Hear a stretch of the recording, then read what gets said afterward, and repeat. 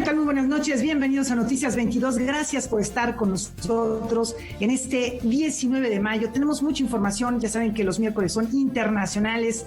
Vamos a tener, por ejemplo, cine, vamos a platicar con Liliana Rodríguez Santibáñez en Visión Global en torno al cese al fuego que pide los Estados Unidos en contra o en favor, en este caso, de Palestina y se retoma el asunto de Guantánamo por el presidente Joe Biden. También vamos a ir de la mano de la Deutsche Welle a recorrer aeropuertos que ahora han sido fotografiados por un afamado artista de la lente. Qué gusto estar con Rafael García Villegas. Un saludo en cabina a todo el equipo que está ahí en Canal 22, encabezado por Sergio Camus. ¿Con qué empezamos, Rafa?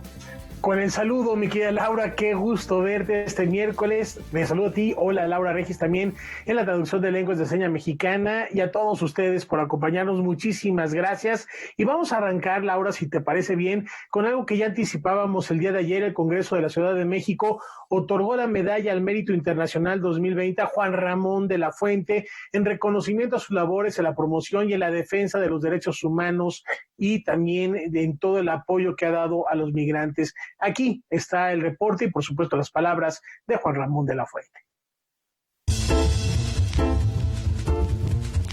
Yo le agradezco muchísimo al Congreso de la Ciudad que haya tenido esta deferencia conmigo. La verdad es que no me lo esperaba. Por la promoción y defensa de los derechos humanos de los migrantes, como representante permanente de México ante la Organización de las Naciones Unidas, Juan Ramón de la Fuente recibió la Medalla al Mérito Internacional 2020 que otorga el Congreso de la Ciudad de México, reconocimiento que asegura comparte con el equipo de la misión en Nueva York. En este contexto, ¿cuáles son los principales retos a resolver en materia de migración que encuentra el embajador mexicano? ¿Cuál es el problema de fondo desde el punto de vista legal? Cada país es soberano y tiene todo el derecho de establecer sus propias leyes migratorias. A veces las de un país y el país vecino no coinciden. Entonces, ahí empezamos por tener un conflicto de orden jurídico. Lo que es legal en un país no es legal en el país de junto. Entonces, ¿qué prevalece?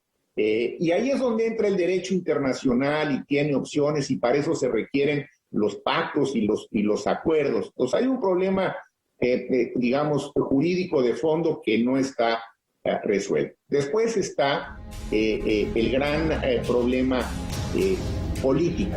Por un lado, nadie en su sano juicio puede estar en contra del derecho a la migración que tienen aquellos que salen de un lugar porque se sienten inseguros, porque están perseguidos o porque no tienen qué comer.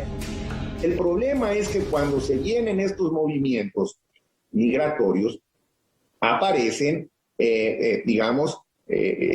los chicos malos del asunto, es decir, los que trafican con personas, los polleros, los que aprovechan el éxodo de estas personas que vienen literalmente huyendo para traficar con cualquier otro tipo de mercancía o de niños. Para el representante nacional, lo primero que debe atenderse son las causas estructurales de la migración, aquellas que llevan a la gente a salir desesperadamente de los lugares que habitan. Yo creo que el caso de Centroamérica, México y Estados Unidos es un conjunto en donde el tema de la migración puede encontrar una solución. El plan de desarrollo integral que propuso México es un buen modelo del trabajo multilateral. El secretario general de la ONU se ha referido a él justamente en estos términos como un modelo que puede funcionar, que nos puede mostrar que podemos llegar a un acuerdo que nos permita ordenar estos flujos migratorios de manera transitoria mientras se atienden las causas de fondo que son siempre estructurales, que requieren recursos, que requieren inversión y que requieren voluntad política. ¿Y cómo construir un sistema migratorio regional que privilegie la movilidad humana segura? El fenómeno es multidimensional. Cualquier intento por simplificarlo me parece que no nos ayuda, porque no va a ir por ahí la solución. Ahora, sí se necesita tener la concepción integral. Los planteamientos en nuestra región que se han hecho creo que apuntan en la dirección correcta. ¿Qué ha faltado? Faltan dos cosas, también hay que decir. Un mayor compromiso de los países, compromiso político, vamos a hablarlo claramente.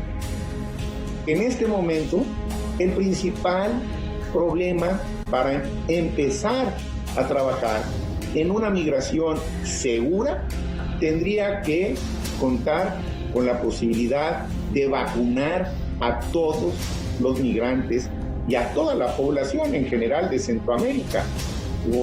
Se volvió no solamente un problema, sino una necesidad y una demanda social, ¿no? Entonces, simplemente lo comento con cierta vehemencia porque también ha sido un tema del que nos hemos ocupado con ciertos avances y también con una cierta dosis de frustración cuando vemos que, a pesar de que pensamos que los argumentos que se esgrimen son ciertos, son válidos y se votan a favor, logramos ganar las votaciones y no obstante, después esto no se traduce en hechos.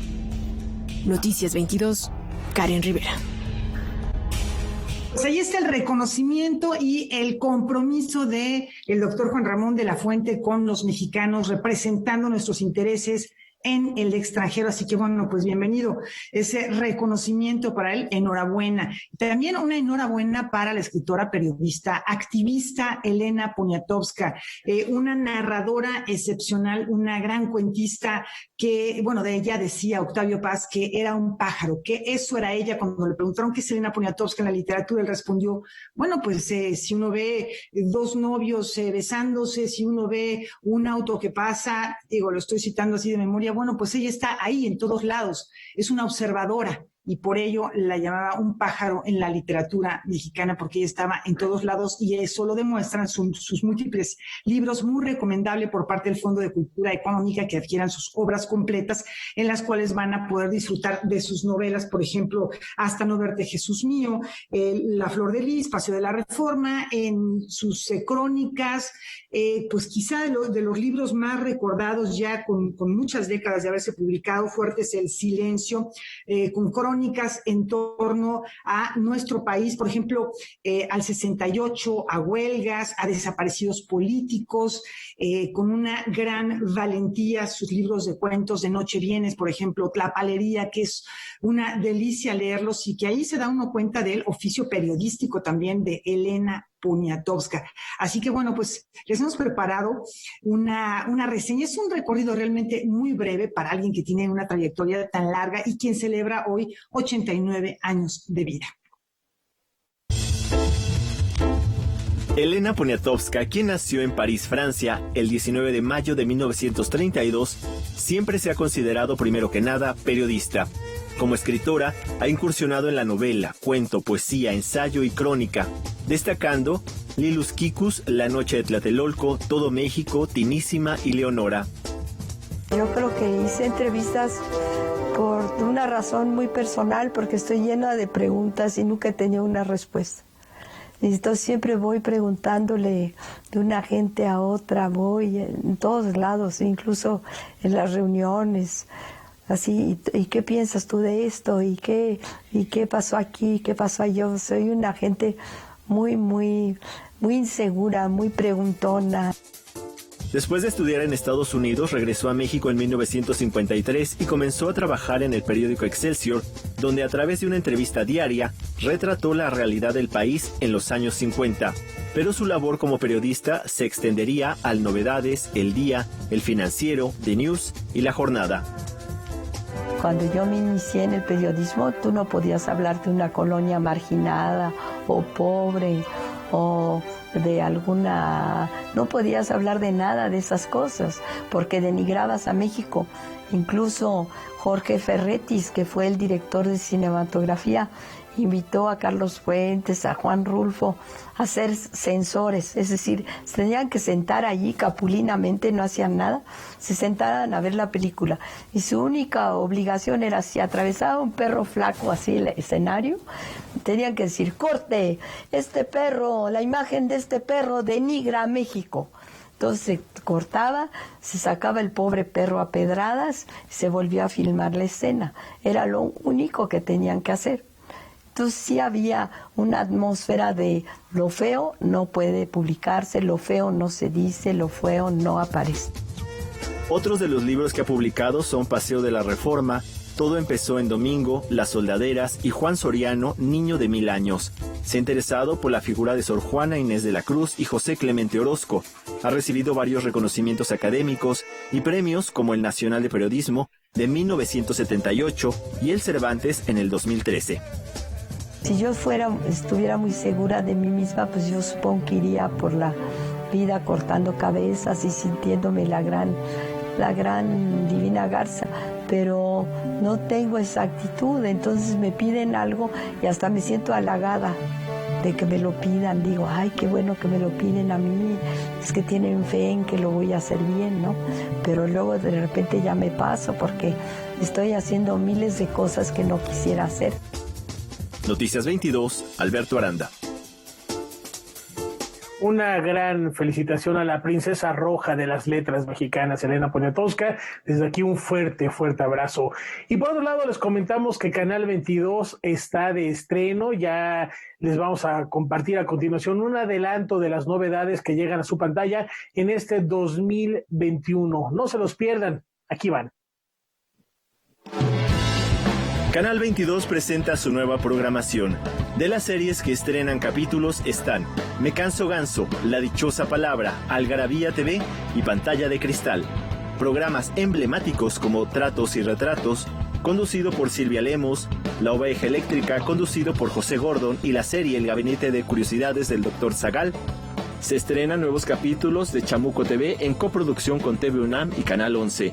A través de Cinema 22 se transmitirán cada jueves Estudio Churubusco. Presenta espacio donde se proyectarán cintas emblemáticas como La Paloma y el Lobo, Almacenados y La Cebra, entre otras. Continúan Debate 22, espacio de reflexión cultural, plural y crítico, Por si las moscas y Semanario N22. Y de lunes a viernes a las 20 horas, Noticias 22, el único noticiero cultural del país.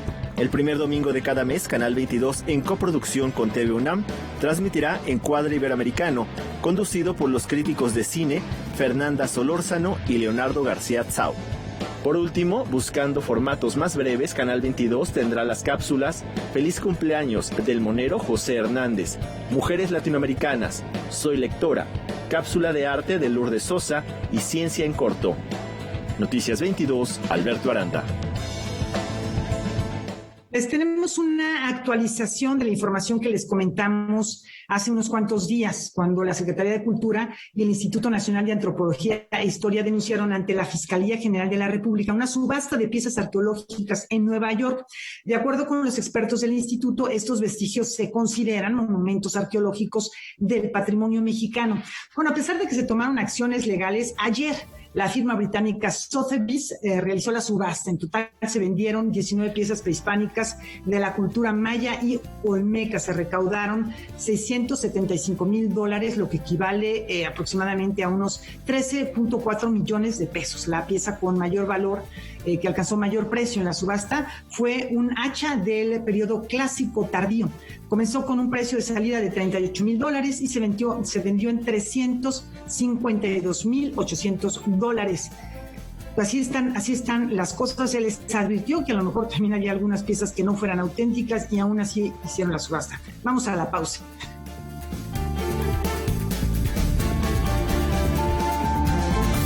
Con la irrupción de la pandemia en 2020, el tráfico aéreo mundial se redujo drásticamente de un día para otro. En muchos aeropuertos internacionales las pistas se cerraron y se utilizaron literalmente como estacionamiento para los aviones en tierra. Ante esta situación, el fotógrafo alemán Tom Hagen decidió subir a las alturas para retratarlos. En este momento nos enlazamos a Berlín con nuestra compañera de Deutsche Welle, María Luz Moraleda, a quien saludo con muchísimo gusto. ¿Cómo estás, María Luz? Platícanos de este trabajo fotográfico.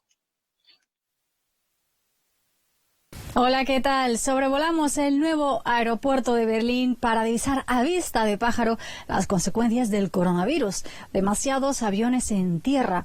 Esta situación, que se repite en muchos aeropuertos del mundo, ha servido al fotógrafo alemán Tom Hagen de inspiración para tomar imágenes aéreas de pistas de aterrizaje inactivas. Para Hagen, este último trabajo, convertido también en libro, representa irónicamente como un símbolo de un mundo global y conectado, como el avión y los aeropuertos se han convertido en el lugar y el medio de transporte más castigado por la pandemia. Y platícanos, María Luz, ¿sabemos qué tan fácil resultó a Hagen sacar estas fotografías? Él cuenta que conseguir el permiso para fotografiar en aeropuertos fue largo y complicado. Finalmente se le concedió el acceso a 6 de los mayores aeropuertos de Alemania, el de Frankfurt, Düsseldorf, Hamburgo, Stuttgart, Colonia y Berlín, pasando hasta 2 horas en el cielo sobre cada uno de ellos dentro de un helicóptero. Para poder tomar las fotos, Hagen se mantuvo en constante comunicación con el piloto, que a su vez hablaba con los controladores aéreos y despejaba el espacio para los escasos vuelos que aún se realizaban. Pero lo especial de estas experiencias se lo confirmó el piloto con el que sobrevoló el aeropuerto de Frankfurt. Tras el vuelo, el piloto le dijo que también trabajaba para Lufthansa y que incluso para él era una situación única ver su aeropuerto desde esta perspectiva tan vacío, y le ponía triste no poder volar. Bueno, sí, qué tomas tan impactantes, tan profundas, tan reflexivas, pero sabemos que también no es la primera vez que Hagen saca imágenes aéreas, ¿o me equivoco, María Luz? Platícanos. Este es un territorio muy familiar para Hagen. Especializado en imágenes aéreas, suele fletar globos aerostáticos y avionetas para su trabajo o utilizar drones personalizados para capturar el mundo desde las alturas. A través de sus imágenes cargadas de armoniosas composiciones y una belleza tan abstracta, consigue que pongamos aún más la atención en problemas actuales. Por ejemplo, en su anterior libro Hábitat, documentó el impacto de la actividad humana en el medio ambiente, desde las canteras y las instalaciones industriales hasta los ríos de agua contaminados que parecen cuadros abstractos. Y aunque el fotógrafo se muestra cauteloso a la hora de señalar con el dedo, sus fotos animan a los espectadores a considerar mucho el impacto de nuestro consumo. Desde el canal DW Deutsche Welle se despide hasta la próxima. Con mucho gusto, María Luz Moraleda, con más temas culturales europeos. Gracias, María Luz. Hasta la próxima semana. Aquí estaremos al pendiente de lo que sucede en aquellas latitudes. Y como ves, Laura, son imágenes impactantes y que nos llenan, yo decía hace unos instantes, y que nos conminan a la reflexión del impacto que tuvo la pandemia. Escuchábamos, y lo empezamos a escuchar a principios del 2020, se cierra el aeropuerto, no va a haber más viajes. Ver estas imágenes nos ayuda a comprender la dimensión. Hoy todavía no está al 100% el tráfico aéreo, todavía hay algunas fronteras cerradas por más que obvias razones. Hay que reiterar que esto todavía no ha terminado. No obstante, esto esperamos no volverlo a ver en mucho tiempo, y esas imágenes que nos permiten desde las alturas cambiar la perspectiva y entender de otra manera el impacto que ha tenido todavía hasta hoy esta pandemia. Yo creo que lo que acabas de señalar es lo más importante. Cuando miramos desde otro lado, vemos cosas totalmente distintas. Esto lo ha estado haciendo Tom Hagen con espacios. Él trabaja mucho con espacios que han sido intervenidos por el ser humano. Entonces tiene fotografías de salinas, extracción de sal, pues imágenes también de agricultura industrial. Entonces uno ve las fotografías y primero piensa que probablemente sea una pintura, porque tienen un carácter pictórico, muy abstracto. Ya lo señalaba María Luz, que hay una abstracción ahí. Pero después, cuando uno empieza a analizar, por ejemplo, planos muy extensos de zonas devastadas por la agricultura industrial, de verdad que dice, estamos cambiando el paisaje del planeta. Y fíjate que me hizo recordar mucho a Santiago Arau, que también por primera vez nos mostró México desde una perspectiva totalmente diferente, cenital, con drones, aunque Tom Hagen me parece que también utiliza helicópteros, aviones. En el caso de Santiago Arau, él se ha enfocado mucho en el tema de los drones. Si recordarás que platicamos acerca de el trabajo que realizó, que codirigió luego del terremoto de 2017, hecho completamente con drones, y del libro que publicó, Territorios el año pasado. Así que bueno, pues es una nueva perspectiva que la tecnología nos permite tomar desde un ángulo diferente y reflexionar otras cosas, ¿no? Nos sirve de punto de referencia, mi querida Laura, para reconocer, y lo voy a decir literalmente, lo insignificantes que somos y a su vez el poder que tenemos para ir cambiando nuestro entorno. Ahí está esta perspectiva y está también una manera distinta de percibir nuestro entorno. Efectivamente. Y aquí tenemos otra, Rafa, esto también tiene que ver con imágenes. Si se han preguntado cómo se desarrolla el mecanismo de un reloj, por qué se deben utilizar materiales específicos como el acero o el cuarzo en la producción, estas preguntas se responden en la exposición Diseño a toda hora del Museo Franz Mayer. 26 relojes de pulsera, cucús y de mesa, así como interpretaciones contemporáneas, serán presentados hasta el 8 de agosto en el Museo Franz Mayer. Para nosotros era muy importante poder demostrar o exhibir el proceso de diseño, ¿no? Porque justamente la exposición lo que muestra es la concepción de la gran industria, ¿no?, que tienen de relojería. Entonces, como probablemente sabes, los prototipos que presentamos son diseños hechos por estudiantes de la licenciatura y del posgrado de Genève en diseño de relojería. La exposición incluye bocetajes, digamos, ¿no?, de los relojes, que ahí es como la esencia de esta cuestión. Ponemos énfasis también en los materiales, precisamente, como mencionas, que están utilizados en cada diseño. Evidentemente, ningún diseño se repite, o sea, cada reloj es único. Ya en la exposición tiene todo un sistema de burbuja y de lupa para que los visitantes puedan ver bien los detalles, porque son los detalles que hacen la diferencia. La exposición Diseño a toda hora, Design Around the Clock, fue concebida a partir de 3 ejes: tradición, innovación y valores. Y es que estos 3 conceptos han hecho que Suiza produzca 20 millones de relojes al año, lo que representa más del 2% de la producción mundial, pero con una alta calidad que los distingue de las producciones en masa. Están innovando siempre más en la sofisticación. También están innovando en los materiales que están utilizando. Ahora más y más marcas están desarrollando prototipos que son más ecológicos, es decir, que son hechos de piezas, de elementos reciclados. Creo que una marca, no voy a decir el nombre, está por poner en el mercado la primera reloj hecho 100% con material reciclado.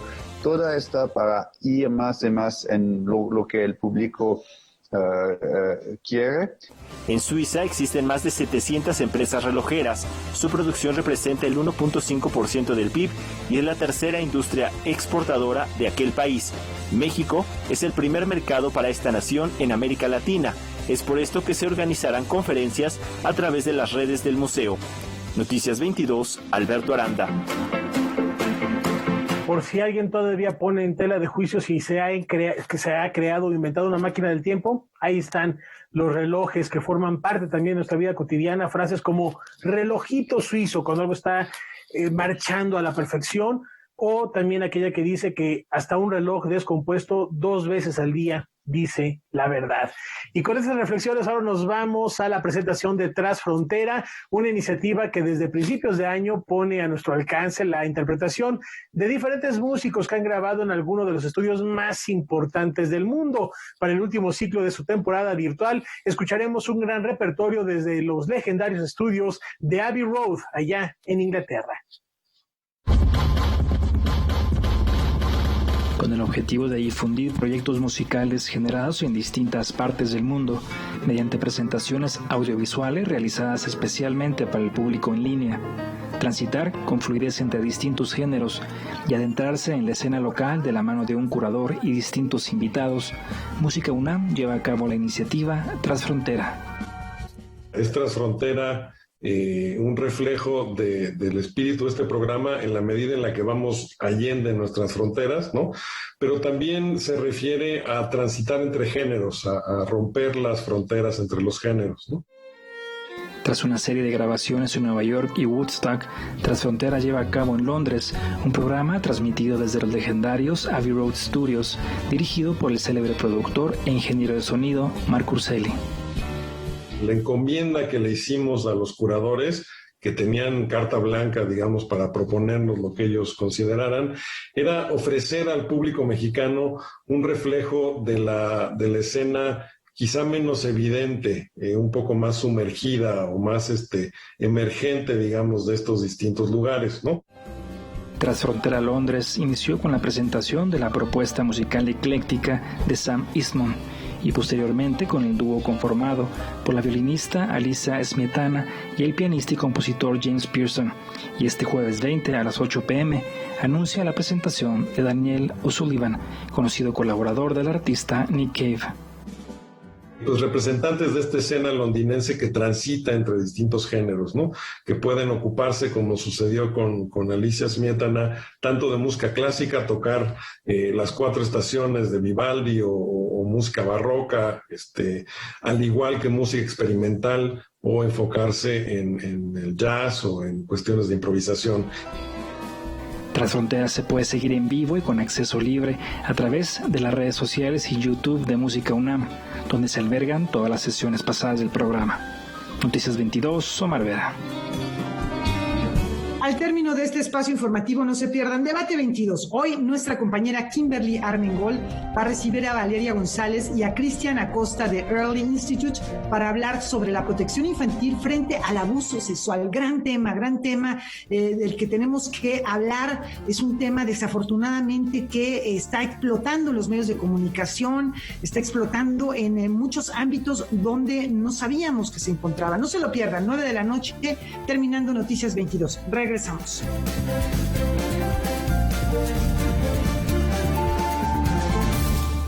Mañana es jueves de cine en Casa Buñuel y Ángeles Cruz, Gerardo Taracena y Nicolás Rojas van a hablar sobre la representación desde la mirada del mundo indígena. Aquí un adelanto.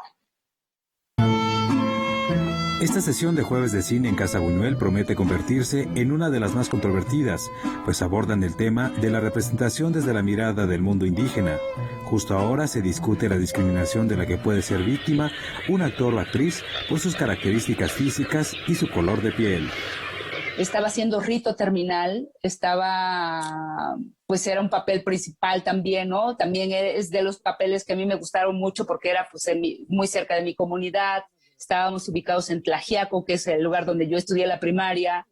Estaba haciendo, pues, nada, ¿no? Como un personaje que a mí me gustó mucho, un doble personaje, digamos, ¿no? La mamá y la hija, en tiempos distintos, en épocas distintas. Y me formo para la hora de la comida. Y me dice el compañero que está atendiendo el catering que los extras comíamos en otro lado, ¿no? O sea, me saca de la fila y me dice, los extras comen en otro lado. Pues yo me salí de la fila, no discutí nada. Llega la asistente de dirección y me dice, ¿por qué no estás comiendo? Le digo, porque el señor me dijo que las extras comíamos en otro lado, entonces quiero saber dónde comemos las extras. Ángeles Cruz es egresada de la Escuela Teatral del Instituto Nacional de Bellas Artes. Como actriz, ha participado en más de 20 películas. Destaca su trabajo en La hija del Puma, una producción del año 1994, filme que le valió convertirse en la segunda intérprete extranjera en ser nominada por la Academia de Cine Sueco en la categoría de Mejor Actriz. Claro que eso no la salvó de ser víctima de discriminación en su propio país. Cuando hice justo La hija del Puma, viajé solo 3 veces pude viajar porque pues evidentemente estaba en toda la película, pero viajé 3 veces en avión de México, Tuxtla, México y así. Y las 4 veces me detuvieron en el aeropuerto para hacerme una revisión al azar, dijeron, ¿no? Entonces la primera revisión al azar, pues bueno, pues yo acepté meterme a un cuartito, que revisaran mis cosas, que me revisaran a mí. La segunda vez me pareció un poco extraño, ¿no? O sea, que me volvieran a detener en el aeropuerto. Y la tercera vez ya me enojé y dije, bueno, a ver, llama a ese tal azar y a ver, o sea, que me venga a explicar por qué cada vez que paso me detienen, ¿no? Claramente iba acompañada de 2 personas extranjeras, altos, rubios, escandinavos, y a ellos no los detenían y me detenían a mí. ¿no? Entonces, yo sentía ahí un sesgo pues tremendamente racista, ¿no? De que me detenían por mi apariencia física. En 2011 incursionó como directora filmando sus propias historias. Hasta ahora ha dirigido 3 cortometrajes: La tiricia o Cómo curar la tristeza, La carta y Arcángel. Este 2021 inició con la promoción en diferentes festivales internacionales de su ópera prima Nudo Mixteco. Sentía que los personajes que me llegaban no hablaban de mí, no me representaban, me sentía no representada, ¿no? Me sentía que solo se me estigmatizaba en ciertos papeles, que se me daban papeles por pues muy racializados por el color de piel que tengo, clasistas y con mucha carga negativa. Entonces tuve la necesidad de contar mis propias historias en mis propios términos.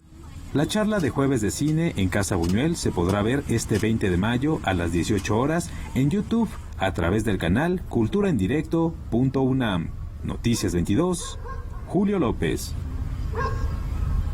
Bueno, pues sí, por ello es que Ángeles Cruz ahora es una directora de cine con gran reconocimiento, con una enorme potencia para narrar historias en la pantalla grande. Y seguimos en cine, les comentamos que Filmin Latino va a abrir un nuevo canal, un nuevo segmento en su plataforma para exhibir una selección de materiales que resguarda el acervo de cine y video Alfonso Núñez. Es un proyecto que nos acerca a expresiones y a cotidianidad de las comunidades originarias de nuestro país. Producto de la colaboración entre el Instituto Mexicano de Cinematografía y el Instituto Nacional de los Pueblos Indígenas, surge el canal Raíces, Cine sobre la Colectividad, que estará disponible a través de la plataforma Filmin Latino.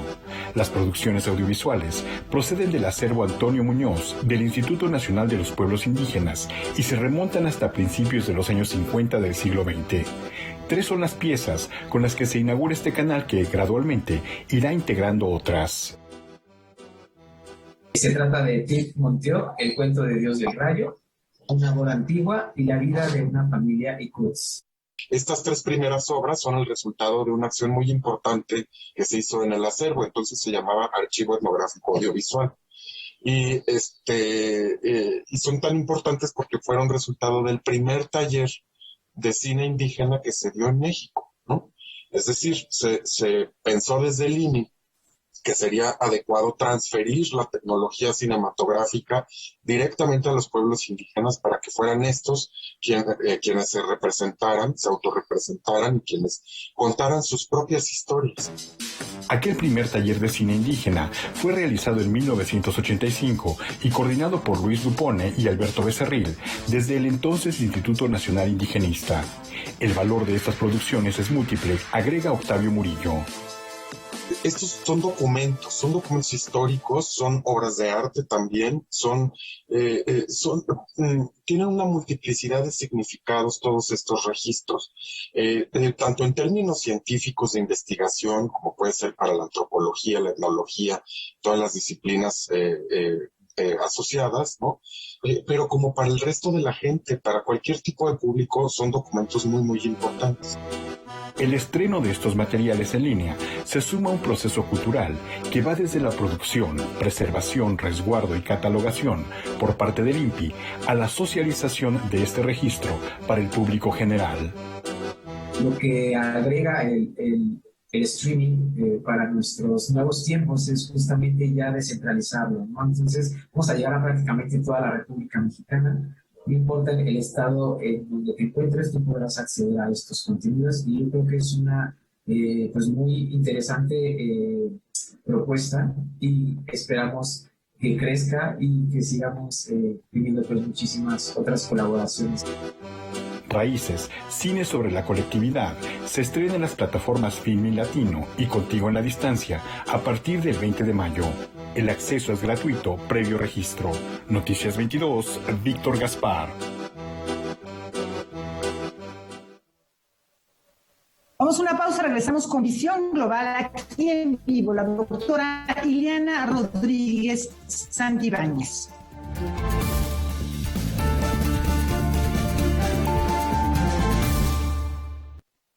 ¿Cuál es el futuro del cine tras la pandemia? Para dialogar al respecto, la Academia de Cinéfilos transmitirá un conversatorio. Para conversar sobre el devenir de la producción y exhibición cinematográfica, Academia de Cinéfilos presenta la charla Futuro del cine, contenidos, públicos y retos. Esta como parte de la primera emisión del Streaming Film Festival, que organiza la plataforma de análisis cinematográfico. El conversatorio transmitido en línea contará con la participación de representantes de grupos promotores y plataformas de cine como Filmin Latino, Cinemóvil Toto, Cinema Tropical, Cinema Nubo y el crítico de cine Isaac León Frías, quien adelantó su opinión sobre el terreno ganado por las plataformas de streaming tras más de un año del cierre de las salas de cine. Esto ha favorecido evidentemente a las plataformas de streaming, que venían ya, por supuesto, en una dinámica ascendente. Han visto en un año un crecimiento que se calculaba para 4 o 5 años. De acuerdo con Isaac León, el regreso a las salas de cine es evidente. Sin embargo, se verán algunos cambios como en la curaduría de las películas, y explica en qué medida puede suceder esta afectación.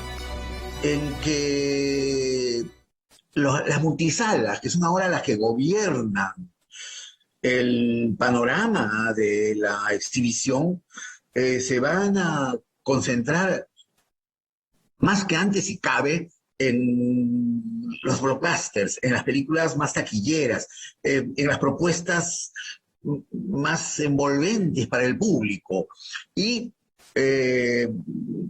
películas que no tienen ese alcance masivo y justamente siendo absorbidas por las plataformas. El profesor de la Universidad de Lima platica cómo estos servicios de streaming se han convertido en espacios de lanzamiento de películas nuevas, por lo que las grandes compañías productoras han abierto sus propias plataformas. Tal es el caso de Disney, Paramount y Warner a través de HBO Max. Una figura que no estaba prevista para tan pronto, y son los lanzamientos simultáneos. Las películas que se lanzan en streaming y en salas. Todavía en una fase de ensayo, me imagino que están probando a ver cómo funciona una cosa con la otra. A pesar de estos nuevos esquemas de exhibición, el público va a demandar mayor número de espectáculos en salas de cine. Creo que hay una necesidad, que hay un deseo, especialmente de la gente joven, de salir y de compartir de manera gregaria, de compartir de manera colectiva lo que se hace y lo que se ha hecho siempre en una sala de cine. Entonces, tal como yo lo veo, eso no creo que se vaya a perder. La charla Futuro del Cine, Contenidos, Públicos y Retos se transmitirá este jueves 20 de mayo a las 19 horas por la página de Facebook de Academia de Cinéfilos. Noticias 22, Omar Vera. Y cambiamos de tema porque Joe Biden está muy movido, ya decidió retraer el tema, volverlo a traer a la mesa, el tema del centro penitenciario en Guantánamo, en Cuba, y además hace un llamado para desacelerar el conflicto bélico en la Franja de Gaza, que es lamentable ver sobre todo a las infancias que están sufriendo el impacto de esta guerra sin cuartel. Ahorita, más que nada, más que tomar partido y decir quién debe frenar primero las acciones, es saber cuáles son los recursos para que esto termine lo antes posible, algo que nos ayuda a entender y analizar la doctora Eliana Rodríguez Santibáñez en Visión Global.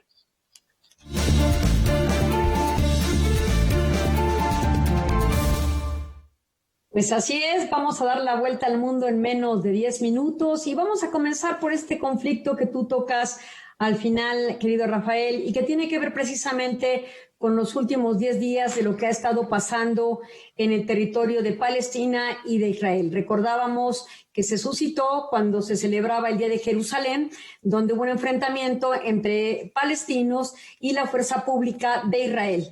Ese conflicto hasta la fecha ha llevado a un escalamiento donde no han cesado de ninguna de las dos partes el envío de cohetes, misiles y otro tipo de agresiones que ha producido del lado de Palestina 188 decesos, de los cuales más de 55 son de menores de edad, y por el lado de Israel, cerca de una decena de muertos. Más allá de cuantificar cuántos mueren de un lado y del otro, y sin minimizar eso, el hecho real es que ninguna de las partes ha respetado el principio de proporcionalidad, generando daños superfluos, donde finalmente se ven agraviados los civiles que finalmente no participan en la conducción de las hostilidades. Este principio de proporcionalidad ha sido invocado a nivel internacional. El domingo hubo una reunión ante el Consejo de Seguridad, y este día también el Consejo de Seguridad, donde se representan las grandes potencias, pero además otros miembros, hasta cumplir el número de 15, y donde México participa,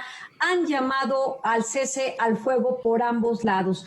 Así que Joe Biden, que en un principio justificó la legítima defensa por parte de Israel, también hoy día ya ha reclamado a Benjamín Netanyahu, el primer ministro de Israel, el cese al fuego que está generando tanto malestar a nivel internacional. El ministro de Relaciones Exteriores de Palestina ha hecho un llamado para que el Consejo de Seguridad atraiga el caso por crímenes de guerra y crímenes de lesa humanidad.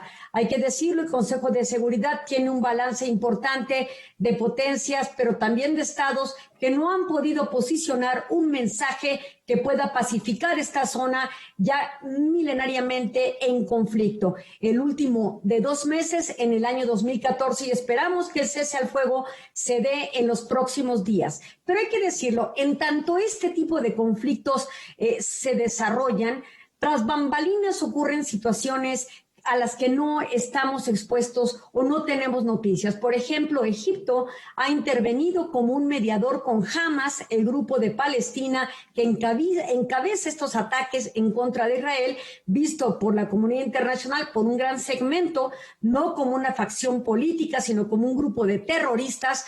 Está siendo prácticamente llevado al diálogo para conocer sus peticiones y tratar de posicionarlas en una posible mediación con Israel. Entre otras de las peticiones de Palestina, no es necesariamente en este momento el reconocimiento de límites fronterizos, porque esto llevaría a una negociación de gran envergadura a nivel internacional, que desde los acuerdos de Oslo y de Camp David se han intentado, pero que no haya una posibilidad inmediata y realista. Lo realista es que haya un cese al fuego, y ellos piden en consecuencia a los palestinos que no se desalojen a los palestinos en Jerusalén del Este, porque así comenzó el conflicto de los últimos 10 días con el desalojo de familias de Jerusalén del Este, que es la parte que corresponde a los palestinos, y por otra parte, que no se utilice la plaza donde se encuentran las mezquitas sagradas, donde exista la presencia de la fuerza pública de Israel. Estas son las dos peticiones inmediatas, y parece ser que la alternativa de Egipto está caminando. Así es que esperemos en las próximas horas que ocurra una buena noticia respecto al cese al fuego en este momento, y que posteriormente Naciones Unidas asuma un diálogo mucho más profundo y relevante para que el cese al fuego sea permanente, con la delimitación de los territorios que a cada uno corresponda. Pero haciendo un puente con respecto a Joe Biden, es interesante saber también que en las últimas horas han liberado a 3 prisioneros de la isla de Cuba, prácticamente de la parte de Guantánamo, donde los estadounidenses tienen bases militares, a partir de una ridícula figura que fue un arrendamiento a perpetuidad conseguido en 1902, y donde los estadounidenses tienen ese territorio ocupado prácticamente. Se instaló en el 2002, tras la caída de las Torres Gemelas, una prisión donde se han imputado responsables a muchas personas de diferentes nacionalidades. Hoy día han salido 3 a los cuales no se les pudo hacer ninguna imputación. El más antiguo en estar aprisionado, 16 años prisionero ahí, sin que hubiese un juicio justo. ¿Cuál es la problemática en realidad? Que al no ser específicamente un territorio de los Estados Unidos, no tiene la jurisdicción, o los tribunales estadounidenses no tienen injerencia en Guantánamo como tal para tratar de liberar a los prisioneros allí expuestos. Simplemente fue una orden ejecutiva de Joe Biden para liberarlos, pero el resto están en espera de un juicio desde hace casi 20 años sin que llegue un juicio. Otros han sido imputados o responsabilizados por tribunales militares constituidos en Guantánamo por parte de Estados Unidos. Es una situación atípica, un limbo jurídico donde la comunidad internacional tampoco opina mucho en el tema. Este tipo de situaciones que estamos viviendo con el conflicto árabe-israelí y con lo que ocurre en Guantánamo viene o proviene de situaciones muy antiguas donde la comunidad internacional no ha podido poner fin a este tipo de situaciones en pleno siglo XXI. Así las cosas en Visión Global. Temas muy delicados, mi querida Eliana, porque cualquier manifiesto por parte de la comunidad internacional podría considerarse como que están tomando partido de un lado o de otro, y es algo muy delicado. Estaremos al pendiente de lo que sucede en los próximos días. Muchísimas gracias. Y Laura, si te parece bien, nos vamos a despedir hoy recordando a un gran compositor y músico español, Antón García Abril. Falleció hace un par de meses. Hoy hubiera cumplido 88 años de edad y esta es parte de su obra y de su legado. Muchas gracias, nos vemos. Muy buenas noches.